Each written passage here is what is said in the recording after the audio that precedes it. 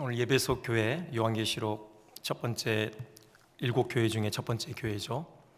혹시 기회가 되는 대로 7교회를 다 할지 아니면 그 중에 몇 교회만 선택해서 할지 한번 교회에 대해서 같이 한번 생각하는 그런 시간을 갖고 싶어서 요한계시록 말씀을 선택했습니다. 에베소 교회 하면은 우리가 가장 먼저 떠오르는 그 단어가 뭡니까? 첫사랑이죠. 첫사랑에서 떨어진 교회, 참 사랑이 없는 교회, 그것 때문에 예수님께 책망을 받은 교회, 우리가 이런 어떤 이미지가 떠오를 것입니다. 하지만 그거 이전에 또 우리가 알고 있듯이 에베소 교회는 우리 주님께로부터 칭찬을 많이 받았던 교회입니다. 사실 에베소 교회가 그렇게 만만한 교회가 아니에요. 에베소 교회를 거쳐간 사역자들이 정말 기라성 같은 그런 사역자들입니다. 에베소 교회를 누가 개척했습니까? 바로 사도 바울이죠. 사도 바울이 2차 전도 여행 때 에베소 교회를 개척했습니다. 세웠죠. 그리고 그 브리스길라 아굴라 부부에게 잠깐 맡기고요, 그가 또 다른 여행지를 다녔고 3차 전도 여행 때 에베소 교회에 본인이 직접 왔습니다. 다른 교회들보다 가장 오랜 기간, 거의 한 3년 가까이, 적어도 만 2년 이상은 그가 에베소 교회에서 직접 목회하면서 하나님의 말씀을 강론했죠.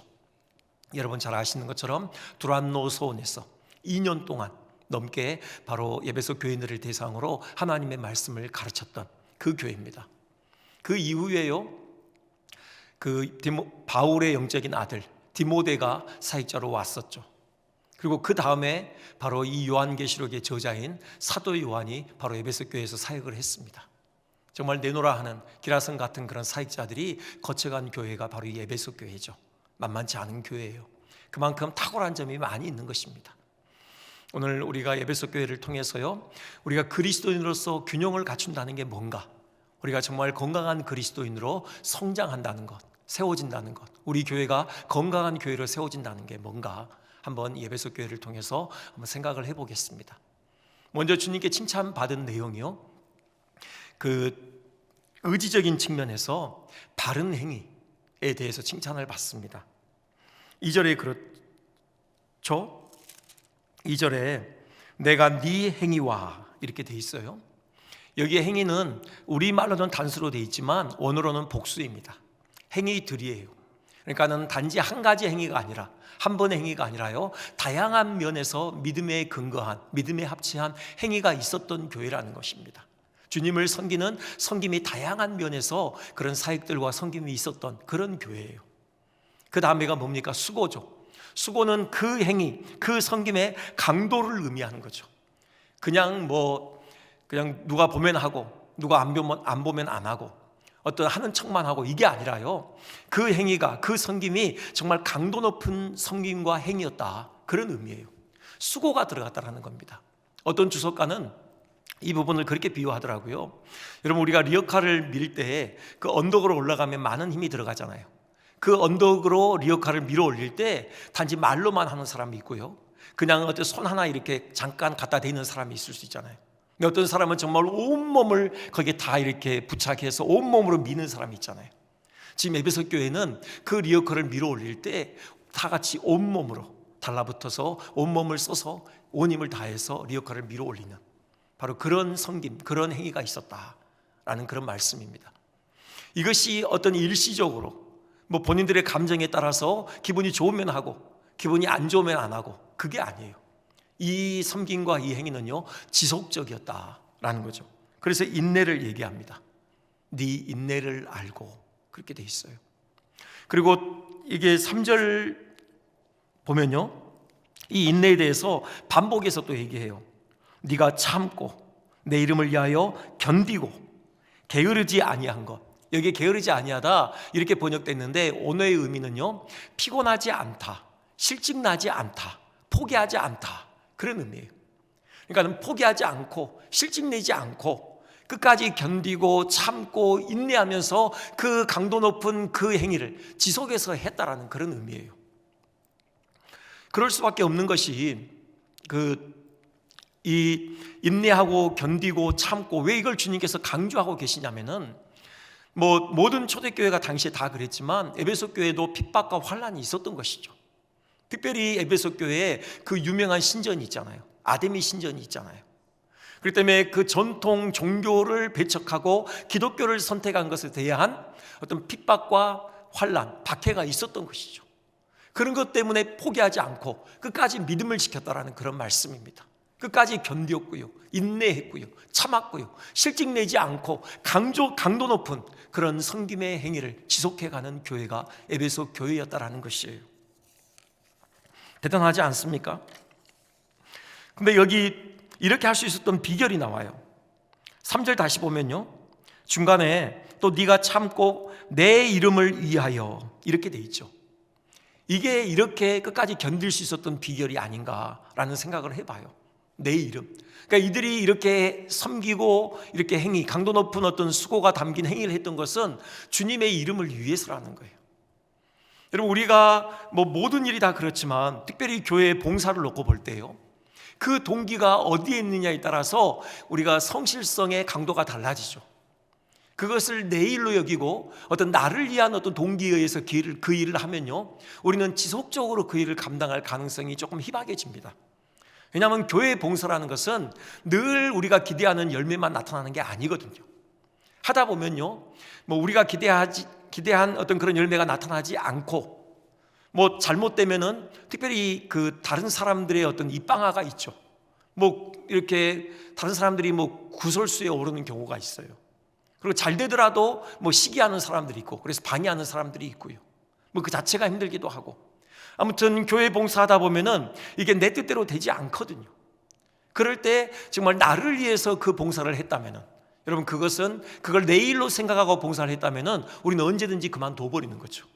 내가 굳이 이런 스트레스까지 받아가면서 이 일을 할 필요가 있는가 하고요, 내가 시작했기 때문에 그냥 내가 그만두는 거예요. 근데 그 일을 정말 주님의 일로 생각하고 주님을 위해서 그 일을 시작했다면은 우리는 어떤 상황이 닥치더라도 감히 그 일을 포기하지 않는 거죠. 우리는 끝까지 그 자리를 지키게 되어집니다. 왜요? 그 일이 주님의 일이기 때문에요. 주님이 명하셔서 시작했기 때문에 주님이 그만두라고 하시기 전까지는 우리는 그만둘 수 없는 거거든요. 지금 에베소 교인들이 그렇게 견디고 참고 실직 내지 않고 강도 높은 그 행위를 할 수 있었던 이유가 뭐냐? 주님을 위해서 했거든요. 주님의 이름을 위해서 그 일을 했기 때문에 그렇게 버틸 수 있었다. 대단한 교회죠. 에베소 교회는 이런 실천력을 담보하고 있던 교회입니다. 여러분, 우리 교회도 그랬으면 좋겠어요. 우리 한 사람 한 사람이 이런 의지적인 측면에 있어서 정행을 행하는 그런 교회가 됐으면 좋겠습니다.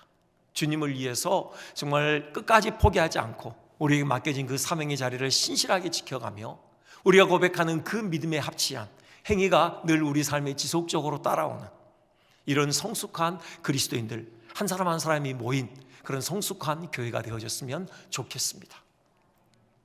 두 번째요, 또 이 에베소 교회를 예수님께서 칭찬하시는데 그게 2절 뒷부분에 나오죠. 또 악한 자들을 용납하지 아니한 것과 이렇게 쭉 나오는데요, 이건 지적인 측면이죠.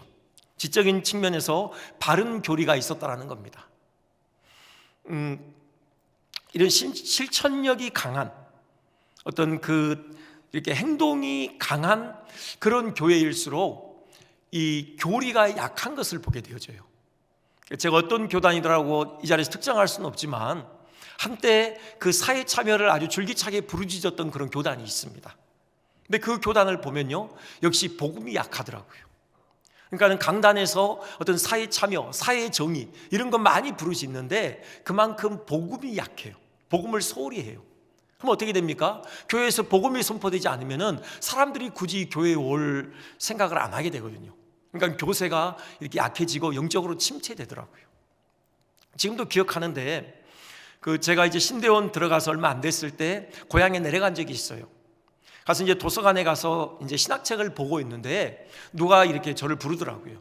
처음 본 사람인데 저하고 좀 대화를 나누고 싶다. 그래서 나가서 대화를 나눴는데 그분이 누구시냐면은 그 고향에 그 교단에 교회가 있었거든요.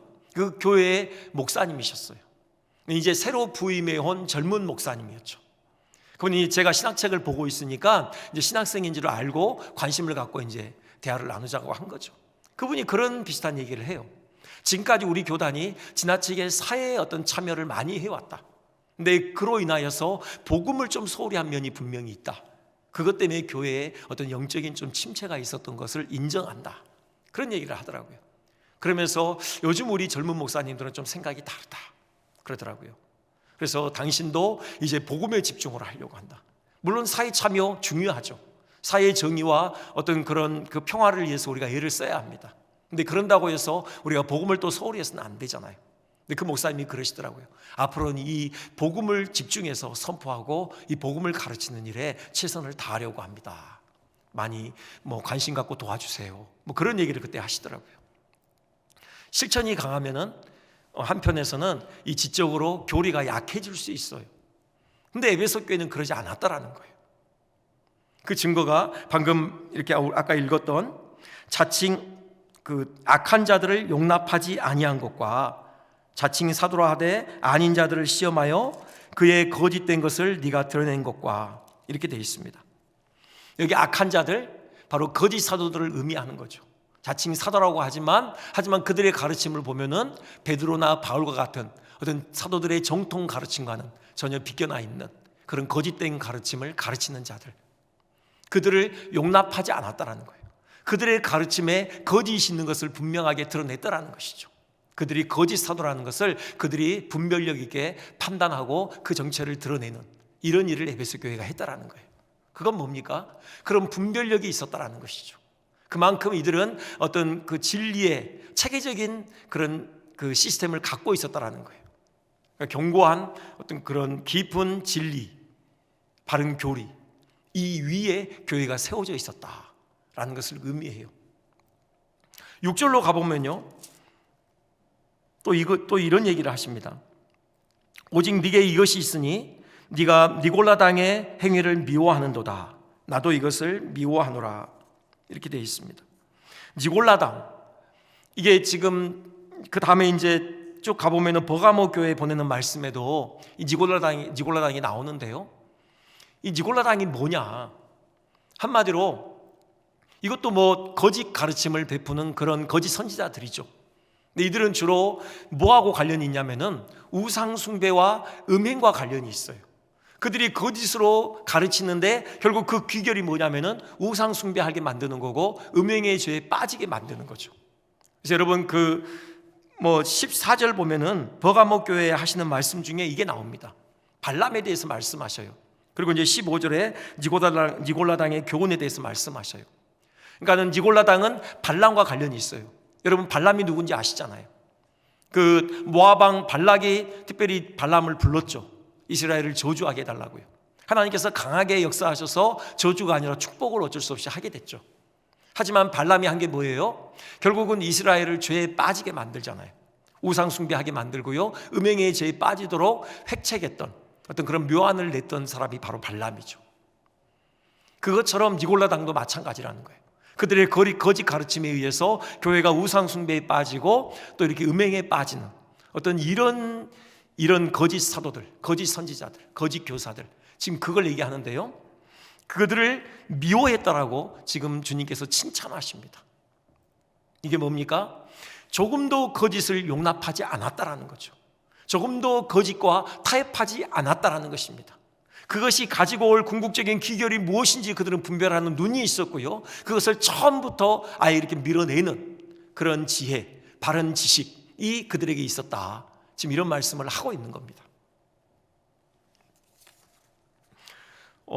이때나 지금이나 이단들의 전략은 비슷한 것 같습니다. 지금 이단들이 지금 정통교회에 침투해 들어왔잖아요. 지금도 마찬가지죠. 지금도 거리에서만 그들의 가르침을 이렇게 설파하는 게 아니라 그들이 중요한 전략 중에 하나가 정통교회 안으로 들어오잖아요. 잠입해 들어와서 결국은 전체 교회의 어떤 근간을 허무는 이런 일들을 지금도 하고 있죠. 여기 니골라라는 그 이름의 뜻이 참 주목해 볼 만해요. 니골라라는 게 합성어인데 니코가 뭐냐면요, 삼키다, 그런 의미예요. 그리고 라는 라오스의 준말이죠. 라오스가 뭐냐면 백성입니다. 그러니까 백성을 삼키는 자, 그런 의미를 가지고 있어요, 니골라가요. 근데 발람도 마찬가지예요. 발람은 아람어겠죠. 근데 발람은 또 합성어인데 발라는요 역시 삼키다 그런 의미예요. 그리고 암은 백성입니다. 히브리어로. 그러니까는 백성을 삼키는 자. 니골라나 발람이나 똑같아요. 아마 의식적으로 이런 용어를 사용하신 것 같아요. 이단이 뭐냐, 결국은 하나님의 백성을 삼키는 일을 획책하는 무리라는 거죠. 가만히 들어와서요, 결국은 그리스도의 몸된 교회를 허물고 삼켜버리는, 이 일을 위해서 온갖 책동을 다하는 그런 집단이죠. 우리도 예배소 교회처럼요, 우리도 진리에 견고하게 서 있어야 합니다. 여러분, 교회가 진리의 기둥과 터이잖아요. 교회가 아닌 그 어디서 우리가 참 진리를 발견할 수가 있습니까? 하나님께서 교회의 진리를 맡겨두셨거든요. 동세대에 이 진리를 선포해야 될 사명이 우리에게 있고요, 또 우리 후세대에 이 진리를 고스란히 그대로 전수해 줘야 될 그런 사명이 우리에게 있어요. 우리가 깨어 있어야 되죠. 이 진리를 견고히 붙잡아야 합니다. 그렇지 않으면 이 니골라, 이 발람들에 의해서요, 교회가 삼켜지는 어떤 그런 안타까운 현상을 우리가 경험할 수 있다는 거예요.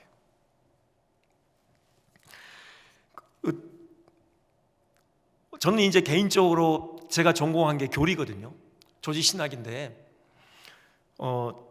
그런 가끔씩 어떤 그런 한계에 부딪힐 때가 있어요. 제가 생각할 때는 교리가 정말 중요한데, 정말 교회가 이 교리의 견고한 기초에 든든하게 세워져야 하는데, 그리고 많은 신학자들이 이 교리의 중요성에 대해서 얘기하고 있는데, 막상 교회의 현장에서는요, 정말 교리를 깊이 있게 가르치는 것이 참 쉽지 않다라는 그런 한계에 부닥칩니다. 왜냐하면 특히나 요즘 시대가 어떤 이성보다는, 지적인 면보다는 특별히 감성을 중시하는 시대잖아요. 이렇게 감성을, 어떤 이미지, 이런 것들을 중요하는 시대고, 점점 이렇게 깊이 생각하는 것, 딱딱하고 이렇게 깊은 사고가 요하는 것, 이런 것들 점점 터부시하는 그런 추세거든요. 교회들도 그런, 우리 교회가 그런다는 얘기는 아니지만 점점 전체 요즘 교회들도 그런 어떤 현상을 보이는 것 같아요. 그래서 교리를 깊이 있게 전하는 것, 여기에 대한 좀 한계가 있지 않나라는 그런 생각을 해요. 하지만 우리가 좀 이 부분도 포기하지 않았으면 좋겠습니다. 목사만 단지 교리를 견고히 붙잡는 것, 물론 이거 더없이 중요하겠지만, 하지만 우리 교인 한 사람 한 사람이 정말 그 깊은 교리에 대한 이해가 있었으면 좋겠어요. 여러분이 체계적인 어떤 이 진리를 여러분의 것으로 만드셨으면 좋겠어요. 여러분, 이단을 대적한다고 하는데, 물론 이단을 대적하기 위해서 우리가 많은 이단 사상에 대해서도 배워야 할 것입니다. 하지만 그보다 더 중요한 것은요, 진리를 우리가 더 깊이 숙지하는 거예요. 우리가 정말 바른 정통 교리를 우리가 완벽하게 정말 더 할 수 있는 한 최선을 다해서 우리 것으로 만드는 이 일이 더 중요하죠. 여러분, 거짓은요, 진짜가 이렇게 들이밀면은 그것이 가짜인 것이 분명하게 드러나게 되어져요. 언젠가도 말씀드렸지만 그 위패 감별사들이 하는 가장 중요한 훈련이 늘 진패를 들여다보는 거라고 하잖아요. 진패가 익숙한 만큼 위패의 위패됨을 더 분명하게 발견할 수 있는 것이죠. 여러분, 어둠을 몰아내는 것은 다른 방법이 아니에요. 빛을 비추면 되는 거예요. 그럼 빛이 들어오는 속도보다 어둠은 더 빨리 도망가게 되어 있습니다. 여러분, 우리가 이 교리를 좀 더 배우는 일에도 우리가 좀 열심을 냈으면 좋겠습니다. 언젠가는 아마 수요일에 소요리 문답을 이렇게 하려고 생각은 하고 있어요. 그 시기를 보고 있습니다. 그래서 여러분들이 준비돼 있다, 이제 해도 되겠다, 그러면은 시작하려고 해요. 지금 여러분 주보에 하이델베르크 요리 문답 계속 나가고 있거든요. 여러분 한 번도 안 읽어보시죠? 그게 혹시 시간 되시면 한 번씩 읽어보세요. 그래서 소요리 문답 먼저 하고, 또 다음에 또 되면 하이델베르크 요리 문답도 하고, 이렇게 해서 여러분 우리 교회가 교리에 있어서도 좀 이렇게 체계적인 어떤 그런 기초가 튼튼한 그런 교회가 됐으면 좋겠다, 그런 바람이 있습니다. 이제 세 번째입니다. 이제 드디어 책망이죠. 사실 여러분, 이 정행이 있고요, 이 정통 교리가 있는 것, 이것만도 정말 탁월해요. 대부분 보면 어느 한 가지에 쏠리기 쉽거든요. 근데 에베소 교회는 이 둘 다 있었어요. 이것만 해도 정말 탁월한 교회예요. 역시 사도 바울이 3년 동안 가르쳤던 교회, 이미 틀림이 없죠. 그런데 문제는 예수님께서 책망을 하시죠. 그 책망이 뭡니까? 바로 첫사랑을 잃어버렸다라는 것이죠. 4절에 그렇게 말씀하시죠. 그러나 너를 책망할 것이 있나니 너의 처음 사랑을 버렸느니라. 그렇게 말씀합니다. 사도 요한이 이 말씀을 들었을 때 적잖이 충격을 받았을 것 같아요. 사도 요한이 누구입니까? 여러분, 사랑의 사도잖아요. 그가 그 자신이 예수님께로부터 참 사랑을 많이 받았던 사람이고, 그래서 그런지 그의 참 사역에 있어서 그의 서신서들을 보면요, 그가 가장 강조했던 게 뭐냐면 사랑이죠. 여러분, 요한일서를 보세요. 사랑 이야기가 넘쳐나고 있습니다. 요한일서 사랑의 서신이죠. 그토록 사랑을 많이 강조했던 사랑의 사도가 섬겼던 교회가 에베소인데, 그 에베소 교회를 주님께서 책망하시는데 첫사랑을 잃어버렸다, 이렇게 책망하셔요. 사도 요한이 이 얘기를 들었을 때 참 충격을 받았을 것 같다는 그런 생각이 듭니다. 근데 첫사랑이라고 한 것을 보면요, 에베소 교회가 처음부터 사랑이 없던 교회가 아니었다는 걸 알 수 있죠. 첫사랑이라고 얘기하잖아요. 사랑이 있었다라는 거죠. 그것을 지금 잃어버렸다라는 거예요.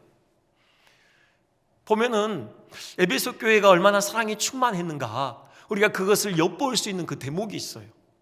사도행전 20장인데요, 그 바울 사도가 이제 3차 전도여행을 마치고 마지막에 예루살렘으로 올라가잖아요.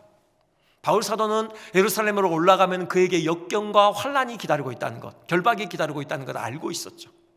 그래서 중간에 에베소 교회의 장로들을 만나고 싶었어요. 시간이 없어서 에베소를 들를 수는 없었어요. 그래서 밀레도라는 곳에서 에베소 장로들을 부릅니다. 그래서 거기서 만나요. 그 만남이 마지막일 거라고 사도 바울은 예상했던 거죠. 그러니까 마지막 에베소 장로들과의 그 만남을 가져요. 여러분, 그 장면을 기록하고 있는 대목이 사도행전 20장 36절에서 38절입니다. 거기 이렇게 돼 있어요. 이 말을 한 후 무릎을 꿇고 그 모든 사람들과 함께 기도하니 다 크게 울며. 그들이 기도했습니다. 함께 무릎을 꿇고요, 그들이 하나님 앞에 간절하게 울면서 기도했어요. 뭘 위해서 기도했겠습니까? 사도 바울의 그 앞날을 하나님의 손에 의탁하며 기도했겠죠. 그리고 이제 바울이 없는 에베소 교회, 그 에베소 교회의 앞날을 또 주님께 맡겨드리며 함께 기도했을 것입니다. 그리고 바울과 에베소 교회가 함께 이루어가는 그 하나님 나라를 위해서 그들이 또 간절하게 기도했겠죠. 그들이 울면서 간절하게 하나님께 기도해요. 열정이 있던 교회예요. 또는 하나님 나라를 향한 거룩한 열정을 가지고 있던, 그렇게 뜨겁게 기도하던 교회였죠. 그리고 그 다음에 뭐합니까? 그들이 서로 목을 안고 입을 맞추고 또 그렇게 울면서 인사를 나눠요. 이분들 다 남자들이잖아요. 그리고 중년의 남자들입니다. 그렇죠? 나이가 한 다 40, 50은 되지 않았겠습니까? 장로들이니까. 여러분, 그 사람들이 모여서 울면서 서로 목을 어긋맞고 입 맞추면서 그렇게 펑펑 울어요. 이런 모습이 흔치 않은 모습이잖아요. 여기에는 서로를 향한 깊은 애정과 사랑이 있는 것이죠. 여러분, 그런 교회였어요. 그렇게 하나님께 간절하게 하나님 나라를 위해서 열망하며 기도했던 교회고요. 또 그렇게 서로를 깊이 사랑해서 정말 서로를 향한 그런 깊은 애정을 가지고 있던 그런 성도의 교제가 풍성한 그런 교회였어요. 지금 예수님께서 하시는 말씀, 첫사랑은 그거겠죠. 너희가 가지고 있던 그 첫사랑, 너희가 지금 잊어버렸다. 그걸 다시 회복해야 된다라는 그런 지금 마음으로 예수님께서 하시는 말씀이겠죠. 여러분, 정행 중요합니다. 정통교리 중요해요. 근데 이 정서적인 측면에서 이 사랑이 없으면 아무것도 아니다라고 계속해서 또 성경은 우리에게 강조하고 있잖아요. 예수님께서 율법을 두 가지로 요약하셔요. 그게 뭡니까? 하나님 사랑과 이웃 사랑이죠. 그러면서 예수님께서 하시는 말씀이 뭐냐? 이것이 율법과 선지자의 강령이다. 그런 말씀을 하셔요. 율법과 선지자의 강령이다. 그게 뭐냐면요, 한마디로 행거라는 거예요. 행거. 여러분, 그 옷걸이 아시잖아요. 거기에 옷이 많이 걸려 있잖아요. 바로 하나님 사랑과 이웃 사랑이 뭐냐? 많은 하나님의 계명들이 있어요. 613개의 계명이 있습니다. 그게 지금 어디에 걸려 있냐면은 하나님 사랑과 이웃 사랑에 걸려 있다라는 거예요. 그러니까 우리가 열심히 613개조의 그 조항을 다 지키더라도, 우리가 정말로 하나님의 말씀을 철저히 알고 우리가 교리를 숙지하고 우리가 그 교리대로 살기 위해서 애를 쓰더라도 거기에 하나님을 사랑하는 마음과 이웃 사랑이 없다면요, 그건 다 무너지는 거예요. 여러분 그렇잖아요. 행거에 옷을 걸어놨는데 그 옷걸이 그걸 빼버리면은 다 쏟아지잖아요. 예수님이 하나님 사랑과 이웃 사랑은 바로 그와 같다라고 말씀하셨어요. 그렇기 때문에 우리가 이 하나님을 사랑하고 이웃을 사랑하는 것, 이것을 결코 간과할 수 없는 것이죠.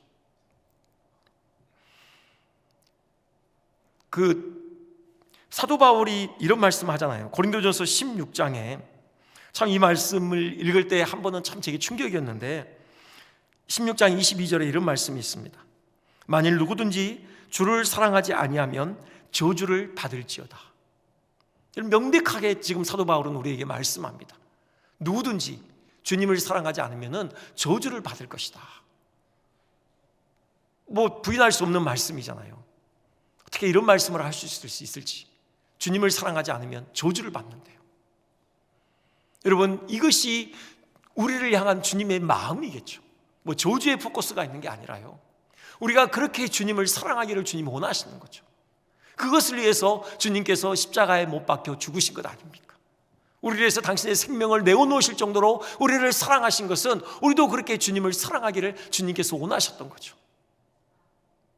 여러분, 이 주님을 향한 사랑, 그리고 그 주님을 향한 사랑 때문에 이웃을 향한 사랑, 이것이 함께 갖춰진 그런 교회가 됐으면 좋겠습니다.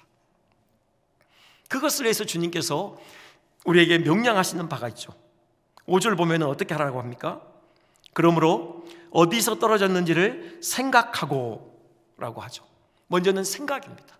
기억하라는 그런 의미거든요. 기억하라. 우리가 어디서 미끄러졌는지 그 지점을 다시 한번 기억하라는 거죠. 에베소 교회는 아마 너무 이단과 싸우던 어떤 그 투쟁의 한가운데서 그만 그들의 마음이 차가워졌겠죠. 근데 보통 사람들의 경우는요, 보통 그리스도인들의 경우는 어디서 이 첫사랑을 잃어버리냐? 그러면 죄 때문이죠. 우리가 죄를 지면은 이 하나님을 향한 이 사랑이 식어집니다. 그렇게 돼 있어요. 하나님을 향한 열정이 식어져요. 그리고 우리 안에 세속적인 욕망이 들어오게 되면은, 그래서 우리 마음을 차지하게 되면은 당연히 하나님을 향한 사랑, 그리고 이웃을 향한 그 사랑이 식어지게 돼요.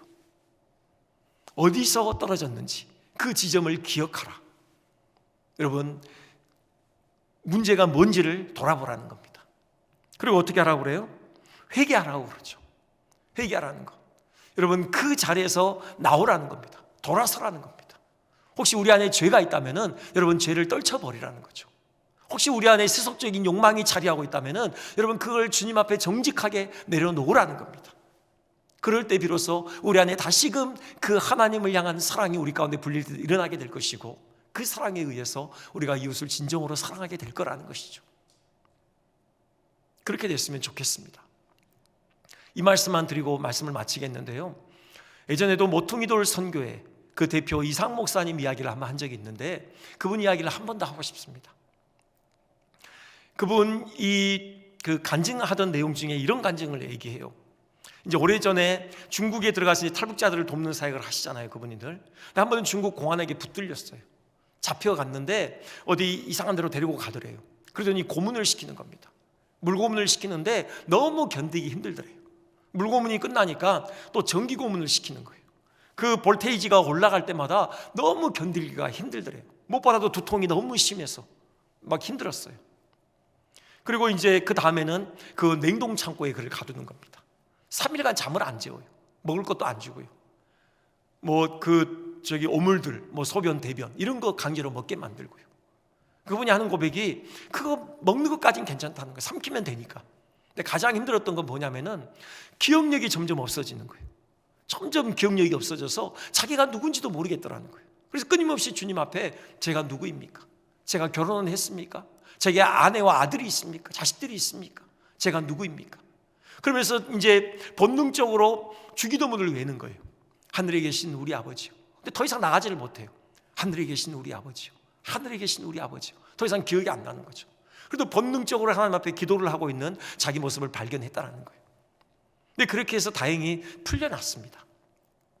자기를 부축하던 이제 그 공안 중에 한 사람이 부축해서 원래 그분이 묵고 있던 이 싸구려 호텔로 이제 데리고 왔어요. 다 이제 만신창이가 돼서 그냥 침대 위에 이렇게 눕혀놓고 돌아서는데 그 사람이 목사님에게 묻더래요. 당신의 표정은 왜 그렇게 밝냐? 무엇 때문이냐? 그렇게 묻더래요. 그러면서 써란 말을 하더래요. 써. 당신의 표정은 왜 그렇게 밝습니까? 그때 그 사람이 들었는지 안 들었는지 모르지만 이렇게 그 신음과 같은 그런 아주 나약한 소리로 Because of Jesus Christ 그랬대요. 예수 그리스도 때문입니다.